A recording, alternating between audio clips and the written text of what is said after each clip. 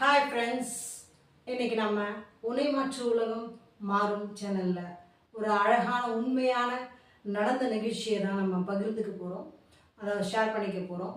1980 March 10, அதாவது 1981 நினைக்கிறேன், March 10.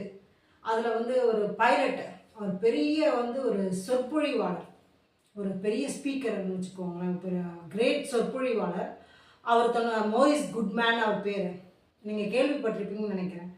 அவருடைய நூல்களிலிருந்து தான் நம்ம எடுத்து அவருடைய உண்மை, அவர் வாழ்க்கையில் நடந்த ஒரு உண்மை சம்பவத்தை தான் நான் உங்களோட ஷேர் பண்ணிக்க போகிறேன். இதை நீங்கள் கேட்கும்போது உங்களுடைய வாழ்க்கையில் கண்டிப்பாக ஒரு இன்ஸ்பயர் ஆகி நீங்கள் கண்டிப்பாக வாழ்க்கையில் ஒரு குறிக்கோளை, நீங்கள் ஒரு லட்சியத்தை அடைவீங்கன்னு நான் நம்புகிறேன். என்னென்னா அவர் ஒரு பைலட், தட் இஸ் விமானம் ஓட்டுறாரு.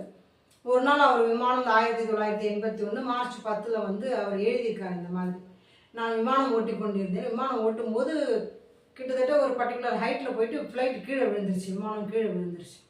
அப்படி விழும்போது என்ன ஆச்சுன்னா, இவரோட உடல் ரொம்ப அப்படியே மொத்தமாக நொறுங்கி போச்சு. மொத்தமாக நொறுங்கி எலும்பு, கழுத்து எலும்பு, முக்கியமான 2 எலும்பு போயிடுச்சு. ஸ்பைனல் கால், அதாவது முதுகெலும்பு ஃபுல்லாக நொறுங்கி போச்சு. அவருடைய மூச்சு காற்று, சுவாச குழல் எல்லாமே நொறுங்கி போச்சு. அதுக்கப்புறம் பார்த்தீங்கன்னா இடுப்பு எலும்பு, எல்லா எலும்புமே, டோட்டல் பாடி அப்செட், எலும்பு எல்லாமே. ஆனால் அவருக்கு ஒரே ஒரு விஷயம் மட்டும்தான் அங்கே ப்ரெசண்டாக இருந்தது. கண்ணை இமைச்சு, கண்ணை திறந்து, அதாவது கண் இமைப்பது மட்டும்தான் அவருக்கு நடக்கக்கூடிய நிகழ்ச்சியாக இருந்தது. அவர் ஹாஸ்பிட்டலைஸ் பண்ணி, அதாவது ஹாஸ்பிட்டலில் சேர்த்துருந்தாங்க, மருத்துவமனையில். அப்போ சேர்க்கும்போது அவர் படுத்துட்டு இருக்காரு. அப்போ டாக்டருங்கெலாம் சொல்கிறாங்க, இந்த மாதிரி உங்களுடைய உடல் உறுப்புகள் அனைத்தும், ஏன்னா அவரால் மோஷன் போக முடியாது, எதுவுமே எல்லாமே நொறுங்கிருச்சு, எழுந்து நடக்க முடியாது. நீங்கள் படுத்த படிக்கையாக தான் இருக்கும். உங்களால் செய்யக்கூடிய ஒரே விஷயம் கண் இமைச்சு திறக்கிறது, தட் இஸ் கண்ணை மூடி திறக்கிறது, இமைப்பது மட்டும்தான் உங்களால் செய்ய முடியும் அப்படின்னு டாக்டர்ஸ்லாம் சொல்கிறாங்க. நீங்கள் எழுந்து நடக்கிறது எதுவுமே சாத்தியம் இல்லை அப்படின்னு சொல்லிட்டு டாக்டர்கள் அவருடைய உடல்நிலையை ஆராய்ந்து டிக்ளேர் பண்ணுறாங்க. அப்போது அந்த மோரிஸ் குட்மேன், அந்த சொற்பொழிவாளர், அதாவது அந்த யார் அந்த சம்மந்தப்பட்டிருக்காரோ அந்த ஆக்சிடெண்ட்டில், அவர் தானே படுத்த படிக்கையாக இருக்காரு. அவர் சொல்கிறாரு, அவர் மனசுக்குள்ளே பேசிக்கிறாரு, இது டாக்டர்களாகிய உங்களுடைய கணிப்பு தான் என்னுடைய நிலையை பற்றி. ஆனால் எனக்கு ஒரு கணிப்பு என்னை பற்றி இருக்கும்ல, நான் யார், நான் எப்படிப்பட்டவன், என்னால் என்ன முடியுன்ற ஒரு கணிப்பு எனக்கு இருக்குது அப்படின்னு மனசுக்குள்ளேயே அவர் பேசிக்கிறாரு. இப்போ டாக்டர் சொல்லிட்டு போயிடுறாங்க. மனசுக்குள்ளே அப்படி பேசிக்கும் போது என்ன ஆகுதுன்னா, ஒரு மனசில் ஒரு லட்சியத்தை வச்சுக்கிறாரு. என்னன்னா, ஃபஸ்ட்டு நம்ம அவருக்கு ஆழ்ந்து தூங்கிட்டு இருக்கும்போது மனசுக்குள்ளே ஏதோ ஒரு குரல் மூச்சை இழுத்து மூச்சை உள்ளே இழு வெளியே விடு, மூச்சை உள்ளே இழு வெளியே விடுன்னு சொல்லும்போது அவர் அதே மாதிரி செய்யறதுக்கு அப்படியே படுத்த படைக்கவே முயற்சி பண்ணுறாரு. அது சக்ஸஸ் ஆகி என்னன்னா, மூச்சு குழாய், அதாவது செயற்கை சுவாசம், தட் இஸ் ஆர்டிஃபிஷியல் சுவாசம் தட் இஸ் அவங்களுக்கு வச்சுருக்காங்க ப்ரீத் பண்ணுறதுக்காக. மூச்சு மூச்சு விட்டு மூச்சு எடுக்கிறதுக்காக ஆர்டிஃபிஷியல் செயற்கை சுவாசம் வச்சுருக்காங்க. அதை ஃபஸ்ட்டு எடுக்க வச்சுட்டாங்க, டாக்டர்லாம் எடுத்துட்டாங்க. ஏன்னா அவருக்கு ஆட்டோமேட்டிக்காக அவரால் மூச்சு விட்டு மூச்சு இழுத்து மூச்சு விட முடியுது. அவர் நினைத்த ஃபஸ்ட்டு எய்ம் அடைஞ்சிட்டார். மனசுக்குள்ளேயே நினச்சி படுத்த படுக்கையிலே நண்பர்களே இது நடந்த உண்மையான ஒரு நிகழ்ச்சி தான் இது. நான் அவங்க கூட ஷேர் பண்ணுறதுல ரொம்ப பெருமிதம் அடைகிறேன். ஏன்னா அப்படி இருக்கும்போது அடுத்தது அவர் என்ன நினைக்கிறாருன்னா, இந்த கிறிஸ்மஸ் தினத்துக்குள்ளே இந்த ஹாஸ்பிட்டல் வரண்டாக்குள்ளே நான் நடக்கணும், நான் நடந்து வெளியே போகணும் அப்படின்னு மனசுக்குள்ளே பிளான் பண்ணுறாரு. பிளான் பண்ண மாதிரி அவர் சங்கல்ப் ஆட்டோ சஜஷன் மனசுக்குள்ளே போட்டுக்கிட்டே இருக்காரு. என்னால் முடியும், நான் எந்திரிச்சு நடப்பேன் அப்படியே இந்த ஹாஸ்பிட்டல் எத்தனை நாள் இருந்தாலும் அத்தனை நாளும் அப்படியே சொல்லி கரெக்டாக கிறிஸ்மஸ் அன்னைக்கு பார்த்தீங்கன்னா அவர் எழுந்து நடந்து வெளியே போகிறார். டாக்டர்கள்லாம் வாயடிச்சு நிற்கிறாங்க, என்ன சொல்கிறதுனே தெரியல. அவர் இதுலேருந்து என்ன தெரியுது நண்பர்களே, அவர் தன்னுடைய தன்னுடைய உண்மையான நிகழ்ச்சி எழுதும்போது கடைசியாக என்ன எழுதியிருக்காருன்னா, இந்த மாதிரி வாழ்க்கையில் பாதிக்கப்பட்டவர்கள் அனைவரும் என் வாழ்க்கையிலிருந்து ஒன்று கற்றுக்கொள்வார்களே, ஆனால் அது ஒரே ஒரு விஷயம்தான், ஒரு மனிதன் எதை சிந்திக்கிறானோ அதுவாகவே ஆகிவிடுவான், எதை நினைக்கிறானோ அதுவாகவே ஆகிவிடுவான் என்பதுதான் என் வாழ்க்கையில் ஒரு மனிதன் கற்றுக்கொள்ளக்கூடிய பாடம் அப்படின்னு சொல்லிட்டு டிக்ளேர் பண்ணுறாரு. அவருடைய உண்மையான நிகழ்ச்சியை பகிர்ந்துக்கிறாரு அந்த அவர் எழுதின நூலில். ஆமாம் நண்பர்களே, நீங்கள் நல்லா நினச்சி பாருங்கள்.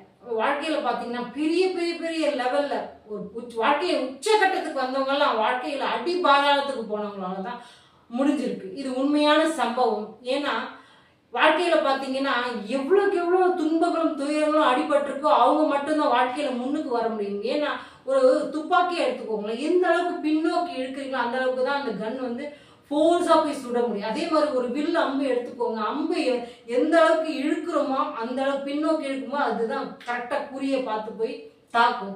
அதே மாதிரி ஒரு மாதிரி தான். உதாரணத்துக்கு பார்த்தீங்கன்னா சார்லி சாப்ளின் வாழ்க்கையில பார்த்தீங்கன்னா அவர் எல்லாரையும் வாழ்நாள் முழுவதும் மகிழ்வித்து கொண்டே இருந்தார். அதுக்கு காரணம் என்ன? ஏன்னா வாழ்நாள்ல அவர் அழுதுகிட்டே இருந்தார். தனக்கு அம்மா கிடையாது அவருக்கு, ஸ்டெப் மதர்னு சொல்லுவாங்க ஃபாரின்லாம், அதாவது மாற்றாந்தாய் நம்ம தமிழ்ல சொல்லுவோம், இரண்டாவது அம்மா தான். அப்படி அவங்களோட சித்திரவதையில வளர்ந்ததுனால அவருக்கு வாழ்க்கையில சிரிப்புனா என்னன்னே தெரியாம இருந்தது.